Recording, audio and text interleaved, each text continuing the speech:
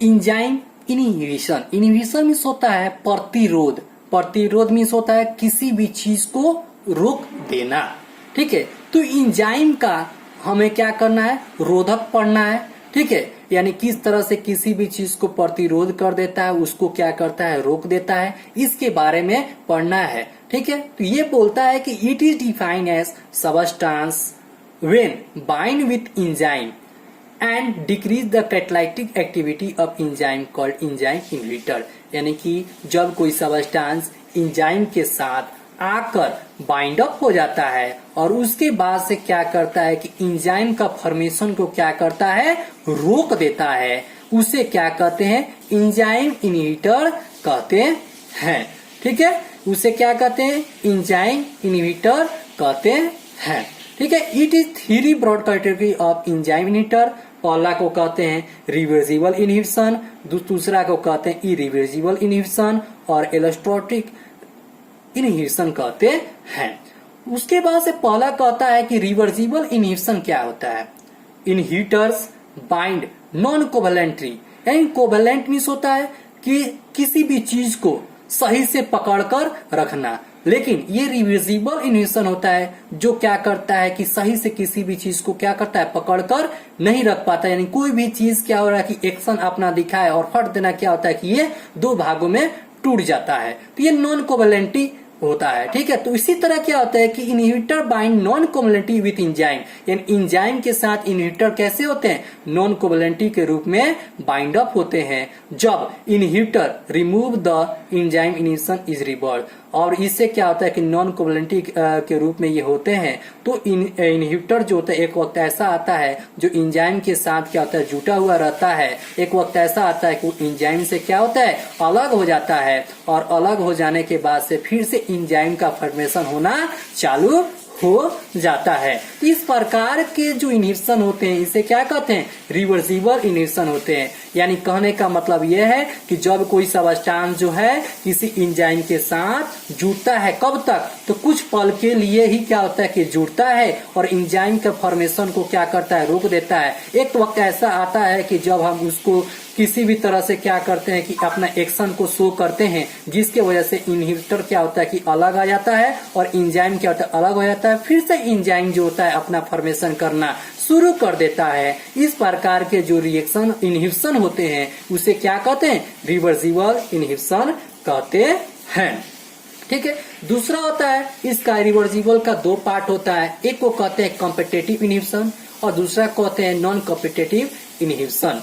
ठीक है, ठीक है, तो कॉम्पिटिटिव इनहिबिशन यानी कॉम्पिटिटिव कब होता है, यानी कि जब दो बराबर लोगों के बीच में हमेशा क्या होता है, कंपटीशन होता है। एक कोई आपसे कम हो और कोई आपसे एक से आप ज्यादा है, तो उसके बीच में क्या होता है, कभी भी कंपटीशन नहीं होता है। जब तक दो बराबर लोग क्या होते हैं के बीच में न हो, उसी के बीच में क्या होता है कि दो बराबर लोगों के बीच में ही क्या होता है कि आपका कंपटीशन होता है। ठीक है, तो उसी तरह कॉम्पिटिटिव इनहिबिशन कहता है कि inhibitor closely resemble with substrate, यानी इनहिबिटर एकदम लुकलाइज किसी तरह शो करता है, सो सबस्ट्रेट के तरह ही सारा के सारा क्या होता है, प्रॉपर्टीज शो करता है। ठीक है, ठीक है, उसका दोनों का प्रॉपर्टीज क्या होता है, शो होता है। यानी कि जो इनहिबिटर जो होते हैं वो क्या होता है, सबस्ट्रेट के बराबर ही क्या होता है कि अपना प्रॉपर्टीज को शो करता है। So also known as substrate analog, इसलिए क्या होता है, इसे सबस्ट्रेट एनालॉग कहते हैं। जब as inhibitor compare with substrate, जब इनहिबिटर जो होता है सबस्ट्रेट के साथ क्या होता है कि अपना कंपटीशन को शो करता है and bind to substrate side, और क्या होता है सबस्ट्रेट के साइड पर जाकर क्या करता है कि बाइंड अप हो जाता है, तो उस समय क्या होता है कि कोई एंजाइम का कैटालाइज एक्टिविटी शो नहीं करता है। जैसे यहाँ ई है और इसके बीच में क्या आया, सबस्ट्रेट आया, सबस्ट्रेट आया तो क्या हुआ कि सबस्ट्रेट कॉम्प्लेक्स का फॉर्मेशन किया और एक सबस्ट्रेट कॉम्प्लेक्स क्या हुआ, फर्दर प्रोडक्ट का फॉर्मेशन कर दिया। कब, जब एंजाइम इसके बीच में आकर अपना वर्केबल किया तब। लेकिन यहाँ क्या हुआ कि सबस्ट्रेट के जगह पर क्या होता है, इनहिबिटर अपना वर्केबल चालू करता है, तब क्या हुआ कि एंजाइम इनहिबिटर का फॉर्मेशन होता है, यानी कि कॉम्प्लेक्स का फॉर्मेशन होता है, जिसके बाद से हमें कोई भी एंजाइम का प्रोडक्शन नहीं होते हुए दिखाई देता है, यानी नो प्रोडक्ट फॉर्म, यानी उसके बाद से कोई प्रोडक्ट को फॉर्मेशन नहीं होता है। तो इस प्रकार के जो इनहिबिशन होते हैं उसे कॉम्पिटिटिव इनहिबिशन कहते हैं। इनकॉम्पिटिटिव इनहिबिशन यानी कहने का मतलब यह है कि दो बराबर लोगों के बीच में ये कंपटीशन नहीं होगा, एक उससे छोटा होगा तो एक उससे क्या होगा कि बड़ा होगा, ठीक है। लेकिन यहाँ पर एक पॉइंट छूट जाता है कॉम्पिटिटिव इनहिबिशन में, कि कॉम्पिटिटिव इनहिबिशन में Km के वैल्यू क्या होगा कि बढ़ता है, जबकि Vmax का वैल्यू क्या होता है, ऑन चेंज होता है, Vmax में कोई बदलाव नहीं होता है। इसीलिए तो कहता है कि यहाँ पर कोई भी रिजल्ट का शो नहीं होता है, ठीक है। उसके बाद से हम यहाँ पढ़ते हैं नॉन कॉम्पिटिटिव इनहिबिशन, यानी कि ये इनहिबिशन जो होगा कि कभी भी दो लोगों के बीच में नहीं होगा, यानी एक उससे छोटा होगा तो एक क्या होगा दूसरे से बड़ा होगा। तो inhibitor bind at the side other than the active side on the enzyme surface. Inhibition जो होते हैं वो एक्टिव साइड पर जाता है और उसके साइड पर क्या करता है, बाइंड अप कर जाता है, और बाइंड अप करने के बाद से इस प्रकार की इनहिबिशन को क्या कहते हैं, नॉन एक्टिव इनहिबिशन कहते हैं। और जब ये बाइंड अप करता है तो इस तरह से बाइंड अप करता है कि inhibitor has no structure resemblance with the substrate, और जब ये बाइंडर करता है तो उसका स्ट्रक्चर भी क्या होता है कि सबस्ट्रेट से क्या होता है काफी अलग सा क्या होता है कि शो करना शुरू कर देता है, जिससे क्या होता है कि there is a strong affinity for the binding the second side. For this inhibition Km value is unchanged while Vmax value is lower. और इसी इनहिबिशन की वजह से क्या होता है कि आपका Km के वैल्यू भी क्या होता है कि नहीं बदलता है, और साथ साथ में Vmax के वैल्यू भी क्या होता है कि लोअर हो जाते हैं, ठीक है। तो ये नॉन कॉम्पिटिटिव इनहिबिशन होते हैं।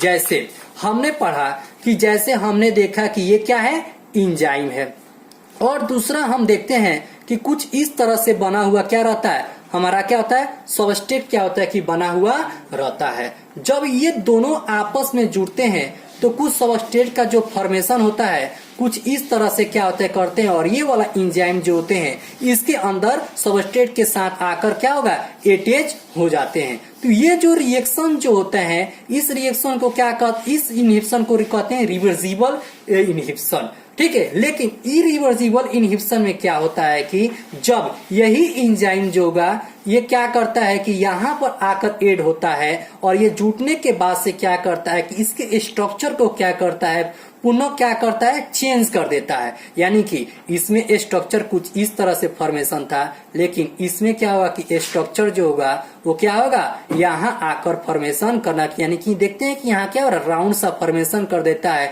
और इसके लुकलाइज क्या होता है कि स्ट्रक्चर का फॉर्मेशन नहीं कर पा रहा है। तो इसीलिए तो ये कह रहा है कि इनहिबिटर में नो स्ट्रक्चर रिजेम्बलेंस, यानी कह रहा है कि विद द सबस्ट्रेट, यानी सबस्ट्रेट का जो स्ट्रक्चर होगा इसके स्ट्रक्चर के से क्या था, लुकलाइज नहीं करेगा, काफी इससे क्या हुआ कि अलग सा शो करना चालू कर देता है।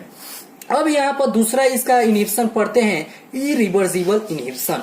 इरिवर्सिबल इनहिबिशन ये होता है कि जिसको हम वैसा प्रकार की इनहिबिशन होते हैं जिसको हम पुनः क्या करते हैं कि अलग नहीं कर सकते हैं। एक बार वो बाइंड अप हो गया फिर वो दोबारा क्या होगा कि क्या होता है कि फिर से वो दोबारा रिवर्स नहीं हो सकता है, ठीक है। Inhibitor bind covalently with enzyme and inactive them, यानी कि वहां देखे थे रिवर्सिबल में नॉन कोवेलेंटी था, और ये क्या है कोवेलेंट बॉन्ड के साथ क्या होता है एंजाइम आपस में बाइंडिंग करते हैं और उसको क्या करते हैं, इनएक्टिव कर देते हैं। जैसे एग्जाम्पल में आइडो एसेटेट है, जैसे प्रोपेन है और ग्लाइसिल अल्डिहाइड, ठीक है, 3-फॉस्फेट डिहाइड्रोजन है, वो कंबाइन करता है थायोल ग्रुप से, यानी एसएच ग्रुप से करता है, और एट एक्टिव साइड और उसको क्या करता है, इनएक्टिव कर देता है, ठीक है। तो इस प्रकार के जो इनहिबिशन होते हैं इस इनहिबिशन को क्या कहते हैं,